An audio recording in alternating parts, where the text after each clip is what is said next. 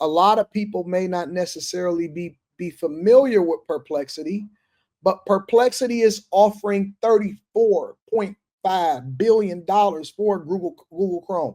Now, a lot of people that are not familiar with the technology sector or stocks or everything like that, they may look at that number and they may say, you know what, that is a big number. But I don't really think y'all realize how valuable Chrome is, right? The question that we should be asking ourselves, and I can't wait to do Stock Club this weekend so that we can deep dive into what's really happening out in these streets. The questions that we should be asking ourselves is this, all right? Why? Why is a company that is valued at something like $18 billion? That is what Perplexity is valued at. Some people will say, well, how would they get the money to pay for it? It's called loans. It's called debt, all right? Why would a company like Perplexity make an unsolicited offer to Alphabet, who is the parent company of Google, who is the parent company of YouTube, who is the parent company of AdSense, who is the parent company of Google Chrome, who is the parent company of everything, right? Why would they make an unsolicited offer for Google Chrome, the browser? Well, if you've been following us over here at the Millionaire Morning Show, and we always talk about the money, especially towards the end of the show, because we got to get to the money, then you will know that Google, like every other company, but they have been facing headwinds a lot more significantly than other companies, have been facing antitrust issues. Antitrust issues from both over in the EU and possibly here inside of the United States of America. Because what regulators are trying to say is that Google is too big and they need to be broken up. And so they're saying that they're a monopoly, that they don't have any real competitors to compete with them. And so that they need to possibly, they are being sued and they are defending themselves vigorously because people are saying and regulators are saying that they need to possibly sell off different assets in order to make sure that they don't have a monopoly, which also makes them more competitive, makes the landscape more competitive. Now, I personally tend to believe that AI is really the thing. And I think that regulators and people that are filing these lawsuits, they always behind, they always way behind. But I think that the real play is that AI is evening the playing field. And actually, Google is playing catch up to ChatGPT and OpenAI, was the parent company of ChatGPT, especially with the new release of 5, right? So the real competitive landscape is AI. But the thing that generates the majority of the profits for Alphabet is AdSense. And a lot of that comes from Google Chrome as being the preferred browser of most people. They even pay Apple. They pay Apple, all right? A lot of people don't understand how that works. Well, in order for them to be the preferred search engine, then they pay Apple to, when people type into Safari and they start typing into their phone, they pay them billions every single year. They pay Apple to where when you type, look up this, look up that, well, that they are the preferred search engine that pops up in the phone and they are the preferred website. And so they pay Apple a lot of money because they generate a lot of money from AdSense. And so $34.5 billion, in my opinion, number one, as an unsolicited offer is super low. You're talking about a multi-trillion-dollar company. I think $34.5 billion is super low. But let's get into it. I am going to share my screen with you guys. And this is CNBC. Talking about the AI search arms race and Perplexity offering Google Chrome or offering to buy Google Chrome from Alphabet. And this is what they had to say. The AI startup looks to make a breakthrough in web search. The $34.5 billion bid is nearly double Perplexity's own $18 billion valuation. It also puts Apple's AI strategy back in the spotlight, with earlier reports saying the iPhone maker explored an acquisition of Perplexity itself. For more on the potential deal, let's bring in Nilay Patel, editor-in-chief of The Verge and host of the Decoder podcast. Nilay, great to have you with us. Thanks for being here. Thanks for having me. So, how long? Look how smart this guy is. Do you see what's happening? Are y'all paying attention? Somebody tell me what's happening on the screen right now. I know y'all can catch it because y'all smart and y'all much smarter than I am because I'm a C student. I know y'all can catch it because y'all smart and it's a C student. What are we looking at right now?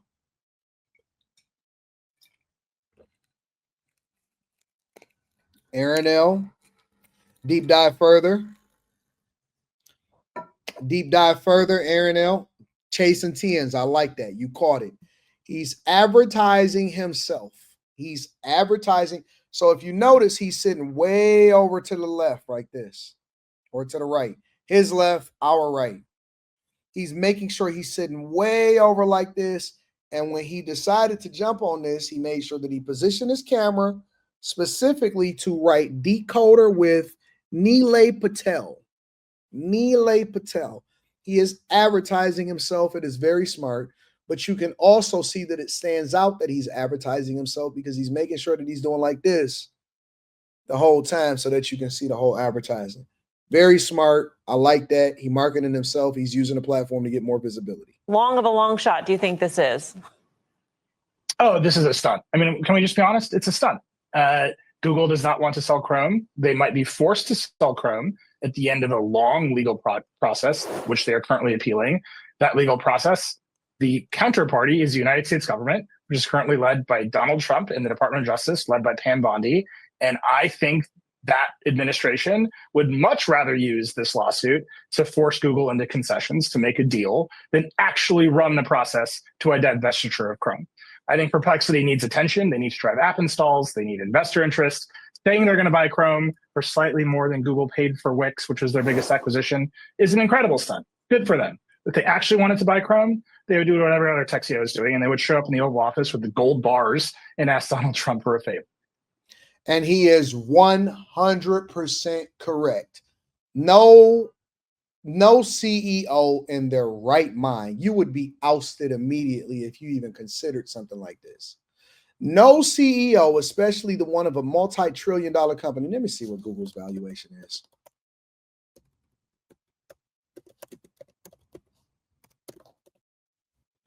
Google's valuation, or Alphabet's valuation, their market capitalization is their market capitalization is that of $2.46 trillion. Basically, that is the amount that they are worth. $2.46 trillion. Trillion with a T, not a B, trillion. 2.46 trillion. One of their greatest assets is Chrome. And they are being offered $34.5 billion for Chrome. So basically, what they're basically saying is, we want to get visibility. We want the vlogs to talk about us. We want CNBC to talk about us. They're trying to get more visibility for their product, which they are an AI company. And so for them to be able to get visibility for their AI products so that maybe they can get acquired by Alphabet, or they can get bought, or that they can get more investors because they are a company. I don't believe that they're profitable at this point. And so they're trying to be a growth company and a growth stock. They decide to put this out there so that people can get our attention. I got the notification on my phone immediately as soon as the offer was made. I got to know, oh, Perplexity makes an offer of $34.5 billion for Google. I already knew what it was. I already know why they were offering it. Google will never sell it, even if they did for $34.5 billion. Get the hell out of here, bro. So this is all just a PR stunt? I mean, that's all there is to it. What do they get out of this besides us talking about Perplexity? Does it make actually people go and use it? There's an element of that for sure. Perplexity fashions itself as a competitor to Google search, right? They want to be an answer engine, and they need distribution. They need attention. They need people downloading the app. One of the most common stats I hear in the entire app business is that the average number of apps the average person downloads every single day is 0. So you need to drive attention. TikTok, which is a wonderful product that lots of people love, spent billions upon billions of dollars on Meta platforms to drive app installs. So if you want to compete with Google, you need distribution as wide as Google has in order to get the Google search box in front of people, or a search box in front of people. The two most powerful search boxes on the internet are in the Chrome browser and in the Safari browser on mobile, which is why Google pays to be the default there, and why Elon is threatening to sue Apple over the App Store rankings for Grok as opposed to ChatGPT. So the race to become the default search box for all of these AI models is on. Any amount of attention you can drive, any amount of pressure you can put on Google and its legal troubles is good for Perplexity. Amelia, the rumors about Apple Perplexity, it might have made sense a year ago when the thing was, at a $4 or $5 billion valuation, and maybe you paid like 8 or 9 or something like that. But at the end of the day, it's not something that would be integrated into the OS. I think that's something we could probably agree on right now. What sort of acquisition do you think Apple should make if they're trying to play a little catch up, in the AI race? Because again, there's not a company that's been particularly acquisitive. The last one was a bomb that was, I think, Beats for like $3 billion 10 years ago. Thoughts on what Apple should do? Yeah, Apple's issue with acquisitions is not identifying technology or having the capital to buy whatever it is they want. It is culture. Let me answer a question right now because I like to. He has a profile picture, and so Kevin Williams wanted to get my attention, ladies and gentlemen, by being insulting.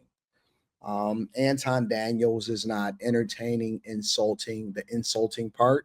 And so he says coon, not with a C, but with a Q, because he don't know that I took the censorship off of the Millionaire Morning Show. And so you can type anything that you want without ever being censored. Doesn't mean you can't be accountable for it, but you're not going to be censored by the algorithm or by the chat itself. It says coon, faking knowledge again. Fang is 5 different companies. Google is just one of them. I think the other ones is like Meta, Microsoft, so on and so forth. But it's the 5 technology companies, the biggest 5 technology companies. But let's continue. He says, hence, it's not a multi-trillion-dollar company. Cool. Okay. So for the people in the chat, let's have a conversation and let's break this down. Because I love being called names by people that have profile photos. And I said that I would entertain more conversations from people with profile photos.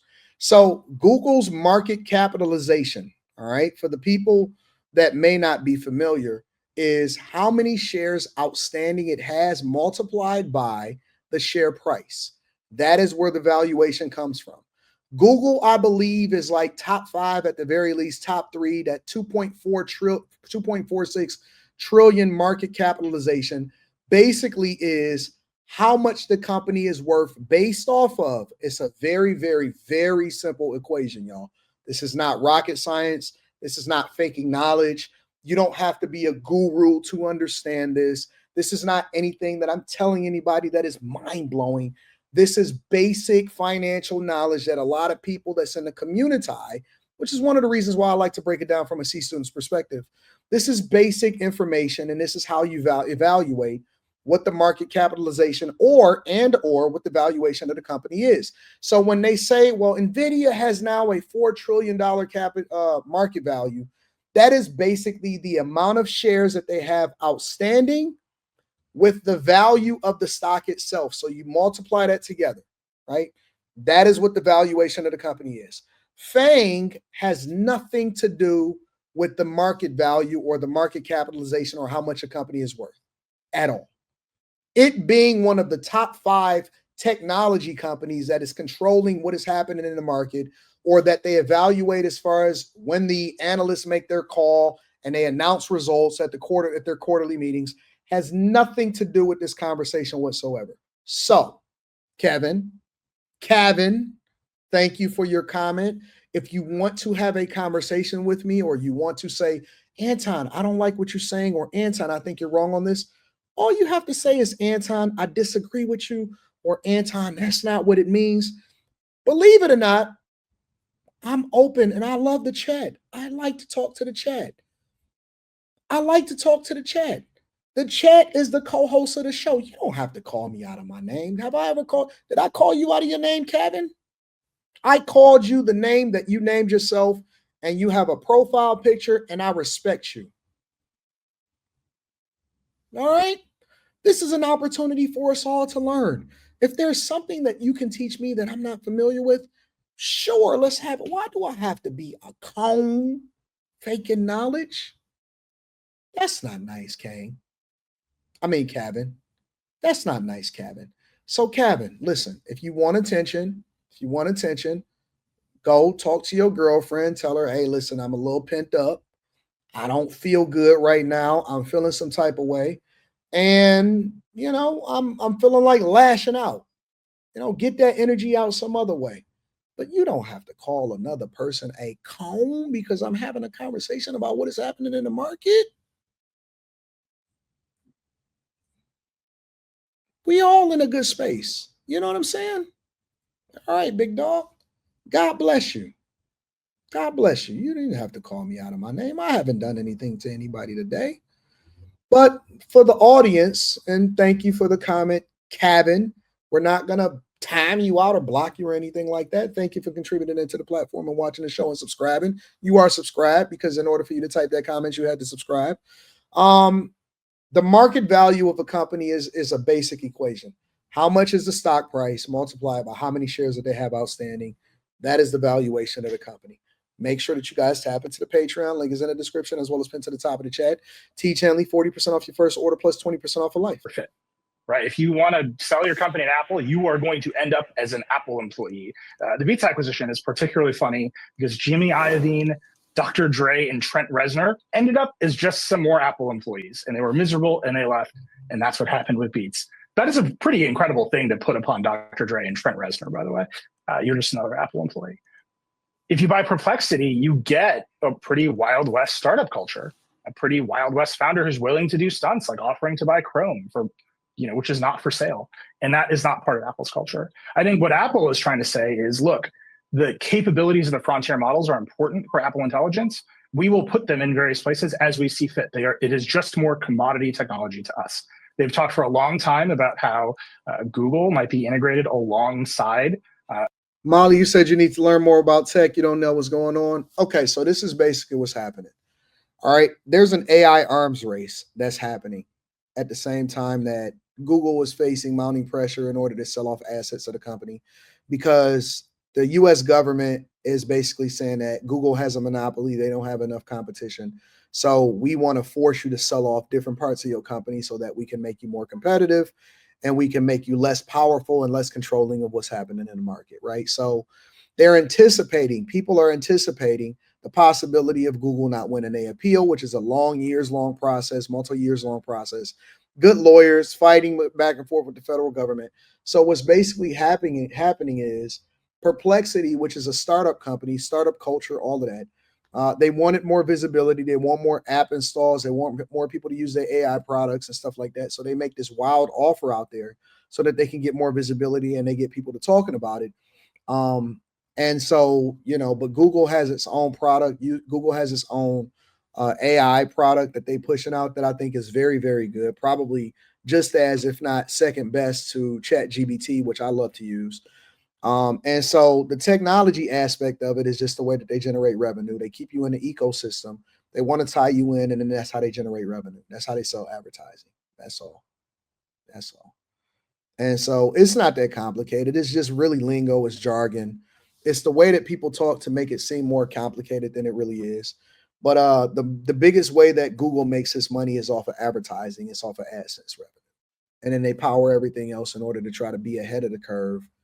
And stay ahead of the trends, and they try to be ahead of it. So they got to use money on research and development and developing new products, even if it's not profitable right now. So, but we talk about it. I actually used Perplexity before. You told me to use Gemini. I like Gemini. Shout out to Just a Brown Girl in America. Yeah, I'll try them all out. I try to use them all just to compare and contrast and see where things is at. I'm pretty sure that there's going to be some companies that gets bought out, swallowed up, all of that stuff, but